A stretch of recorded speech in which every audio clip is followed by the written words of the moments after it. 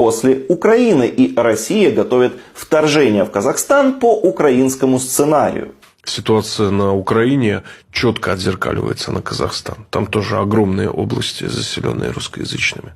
Там в Казахстане полагают некоторые, что мы в перспективе хотим по украинскому, как они говорят, сценарию отжать у них Северный Казахстан.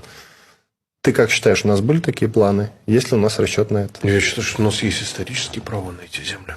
Ну и вот так вот прямо, просто без всякого стеснения, совершенно открытым текстом в эфире все это говорится. Как видите, российская пропаганда даже не думает скрывать планов вторжения в Казахстан. Это промышленный край. Это города, которые строили наши предки. Вот. Почему мы их подарили в 91-м? На основании чего?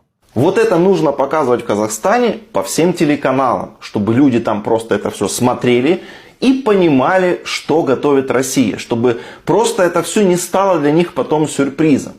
Ровно то же самое, вот буквально теми же словами, один в один, россияне годами говорили про Украину. И у нас тоже многие воспринимали это легкомысленно. Мы думали, да, сидят, что-то несут какой-то бред, не надо обращать на это внимание, это частное мнение. Вы знаете, что произошло потом. Это поверьте, не надо думать, что это шутка, не относитесь к этому легкомысленно.